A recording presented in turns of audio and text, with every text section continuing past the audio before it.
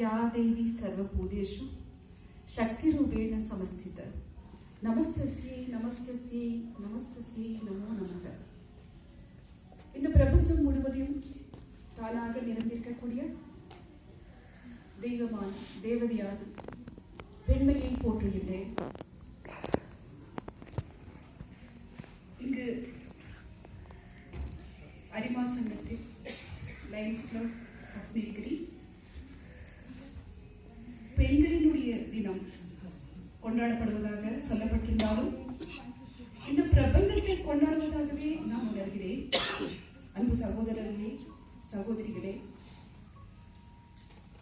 பெண்மைதான் இந்த பிரபஞ்சத்தின் உயிர் நாடி என்கின்ற பொழுது பெண்மையை கொண்டாடுவது பிரபஞ்சத்தை கொண்டாடுவது என்பதை நீங்களும் ஏற்றுக்கொள்வீர்கள் என்று நம்புகின்றேன்.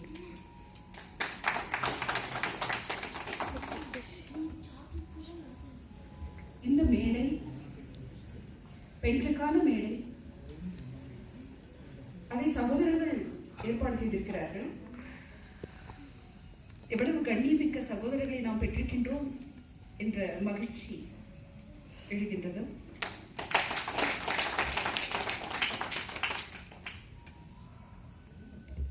இந்த மேடையில் சிறப்பு விருந்தினராக மருத்துவத்துறையில் மாணிக்கங்களாக திகழ்கின்ற தமயந்தி அம்மா அவர்கள் வீட்டிருக்கிறார்கள்.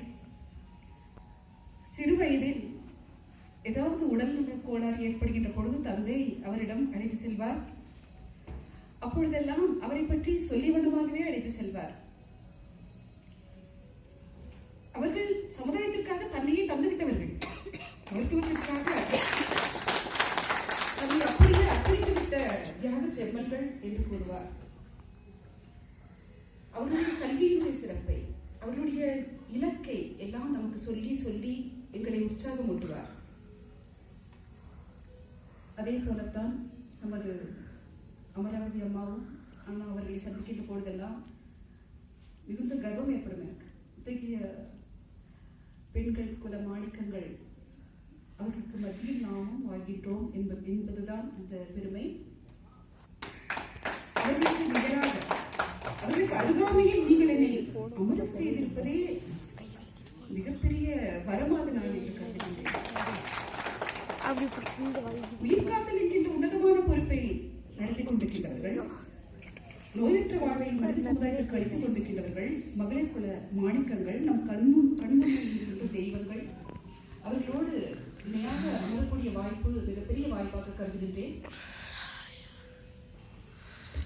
பாரதி கூறுவார் புதுமை பெண்களுடைய இலக்கணம் பற்றி, நிமிர்ந்த நன்னடை, நேர்கொண்ட பார்வை, நிறத்தில் யாருக்கும் அஞ்சாத நெறிகளும், திமிர்ந்த நான் செருக்கும் இருப்பதால் செம்மை மாதம் திரும்புவதில்லையா என்று பாடுவார். பாரதிக்கு இத்தகைய உத்வேகம், இத்தகைய புதுமை சிந்தனை எப்படி தோன்றியது என்றால் நமது பாரம்பரிய பெண்மையை போற்றியதுதான். தமயந்தி அம்மா கூறுகின்ற பொழுது சொன்னார்கள், எங்கு பெண்கள் துதிக்கப்படுகிறார்களோ போற்றப்படுகிறார்களோ அங்குதான் தெய்வ சாநித்தியம் இருக்கும் என்று கூறினார்கள். நமது வேதமே போதிக்கின்றது. ஆனால் இடைக்காலத்தில் சில தவறுகள் ஏற்படுகின்றன. நமது மகிழ்ச்சிக்கு இழுக்கு ஏற்படுகிறது. அடிமைத்தனத்தை நாம் இல்லத்திலிருந்தே ஆரம்பித்து வருகின்றோம். இல்லத்தினுடைய அரசியாக உயிர் நாடியாக இருக்கக்கூடிய பெண்மையை அடக்கி ஆள்வது ஏதோ ஆன்மீக செயல் என்ற தவறான புரிதல் அவளை கட்டுப்படுத்துகிறது. இல்லத்தில் பொருளை தன்னை தேய்த்து தருகின்ற சந்தனமாக இருக்கின்ற பெண்மையை அடக்கி ஆள்வது அறிவீனம். அறிவு கொண்ட மனித உயிர்களை அடிமையாக்க நினைப்பவர் பித்தர், பைத்தியங்கள் என்று கூறுகிறார்கள். அதை உலகத்திற்கு எடுத்துரைத்து மகாகவியாக புதுமை பெண்ணை படைத்தவனாக அவனை தொடங்கச் செய்தது யார் என்று பார்த்தால் ஷெல்லிதாசன் என்று பாரதியை குறிப்பிடுவார்கள். ஷெல்லி ஆங்கில கவிஞன். அவன் சித்ரா என்ற ஒரு கதாபாத்திரத்தை படைக்கின்றான். அந்த சித்ரா புதுமை பெண்ணினுடைய அடையாளம். அவள் எங்கும் பெண் விடுதலையை எடுத்து போதிக்கின்றவளாக வலம் வருகின்றாள். அந்த சித்னா தான் இன்று நாம் பாரதி படைத்திருக்கின்ற புதுமை பெண்ணாக காண்கிறோம். இந்த மறுமலர்ச்சி இயல்பாக இயற்கை நமக்கு தந்த வரமாக பாரதி மூலமாக கிடைக்கின்றது. பெண்களுடைய கல்விக்கான உத்வேகங்கள் ஆங்காங்கு பெருகுகின்றன. ஆனால் கல்வியை தந்துவிடுவது மட்டும் பெண்ணையை உயர்த்தி விடுமா? பெண்களுக்கு இந்த கல்வியின் வாய்ப்புகளை யாரையும் உருவாக்கி தந்து அவர்களை உயர்த்த வேண்டுமா? எம்பவர்மெண்ட் ஆஃப் உமன் வெளியிலிருந்து அந்த மோட்டிவேஷன் கிடைக்கணுமா அப்படின்னு பார்த்தீங்கன்னா, அமராவதி அம்மா சொன்னாங்க, இந்த செல்ஃப் ரெஸ்பெக்ட் பற்றி அதிகமாக பேசினாங்க. செல்ஃப் எஸ்டீம், செல்ஃப் ரெஸ்பெக்ட், அதே மாதிரி self encouragement very very essential. பெண் தன்னை தான் உணரணும். முதல்ல வெளியில இருந்து வாய்ப்புகள் சரியாக அமைகின்றதோ இல்லையோ, அவளிடத்தில் ஒரு இலக்குடைய வாழ்வை அவள் உருவாக்கி கற்பித்துக் கொள்ள வேண்டும். அதன் மீதான ஒரு பிடிவாதம் வேண்டும். அதற்காக முனைப்புடன் நேர மேலாண்மையுடன் உழைக்க வேண்டும். அப்பொழுதுதான் அவள் நான் நினைத்த இலக்கை அடைய முடியும். இல்லை, எனக்கு சரியான உந்துதல்கள் இல்லை, சரியான சூழல் அமையவில்லை என்கின்ற சாக்கு போக்கு கூட. ஆண் பெண் என்று வேறுபடுத்தி பேசுவதே சில நேரங்களில் எனக்கு பிடித்தது. மனித குலத்தின் சம இரு பாகங்கள். ஆணும் பெண்ணும் நிகரன் கொள்வதால் அறிவில் நோங்கி வையும் தடைக்குமா? போடு நல்லறத்தோடு இங்கு பெண்ணொரு போது இருப்பது பாய் சிவ சக்தியா? நானும் மச்சமும் நாயகற்கு வேண்டுமா? நானும் மச்சமும் நாயகற்கு வேண்டுமா? சமபாதியில் யார் யாரை தூக்கி நிறுத்துவது? யாரேனும் நமக்கு வாய்ப்புகளை ஏற்படுத்தி தந்து பெண்ணை நீ சாதிக்க வேண்டும் என்று மோட்டிவேட் செய்யணுமா? வேண்டாம். அவளுக்குள்ளே அந்த அனல் இருக்க வேண்டும்.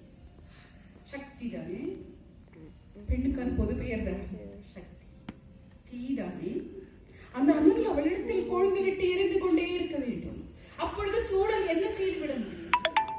சூழலினுடைய இருள் அவளை என்ன செய்துவிடத்தான் முடியும்? அவளை கொழுந்து விட்டு எரிகின்ற தீயாக இருக்கின்ற பொழுது சூழ்நிலைகள் என்னதான் செய்துவிட முடியும்? ஆக செல்ஃப் என்கரேஜ்மெண்ட், ஆணாக இருந்தாலும் பெண்ணாக இருந்தாலும் செல்ஃப் என்கரேஜ்மெண்ட் தி பேஸ். அதான் சாதனைக்கான அடித்தளம். நாம் பெண் பிள்ளையாகட்டும் ஆண் பிள்ளையாகட்டும் அவரை வளர்க்கின்ற பொழுதே அந்த கனலை தூண்டிவிட்டு மெருகேற்றி கொண்டு வர வேண்டும். அப்பொழுதுதான் இந்த சமுதாயம் வெற்றி பெற்றவர்களுடைய சமுதாயமாக இருக்கும். இல்லை என்றால் ஏதோ சில வெற்றியாளர்களுக்கு பாராட்டு தெரிவிக்கின்ற சமுதாயமாக மாறிவிடப் போகிறது. அத்தனை பேரும் வெற்றி காண வேண்டும். ஏனென்றால் வாழ்க்கை ஒரே ஒரு வாய்ப்பு தானே. வாழ்க்கை ஒரே ஒரு வாய்ப்பு என்கின்ற பொழுது நான் எங்கோ கைத்தட்டி கொண்டிருக்க விரும்பவில்லை. எல்லோரும் சாதனையாளர் ஆக எல்லோரும் சாதனை படைக்க வேண்டும். அவரவர்களுடைய வாழ்க்கை பிறப்பு என்கின்ற வாய்ப்பை, மனித பிறப்பு என்கின்ற மிக உன்னத வாய்ப்பை மிக அழகாக பயன்படுத்திக் கொண்டு அதில் யாரும் இடையூறு செய்யாமல் ஒவ்வொருவரும் சாதனையை தான் நினைத்த இலக்கை லட்சிய வாழ்வை அடைந்து இன்புற்று இறைவனுக்கு நன்றி பாராட்டி வாழ்வை நிறைவு செய்துவிட வேண்டும். அதில் இடையூறு வருகின்ற பொழுதுதான் நாம் பெண் உரிமை, பெண் அடிமைத்தனம் இதை பற்றியெல்லாம் பேச வேண்டியிருக்கின்றோம். அவளுக்கு இடையூறாக யாரையும் நிற்கக்கூடாது. அந்த மனிதர்களை ஒடுக்க வேண்டும். மற்றபடி சற்று தெளிவு ஏற்படத்தான் செய்திருக்கின்றது. விழிப்புணர்வும் இருக்கத்தான் செய்கின்றது. பெண்களுக்கு தரப்படுகின்ற சுதந்திரம் அவளை ஏதோ ஆணுக்கு நிகராக்குமா என்றால் கிடையவே கிடையாது. ஆணுக்கு ஏன் நிகராக்க வேண்டும்? ஆண் ஆணாக விளைய வேண்டும்.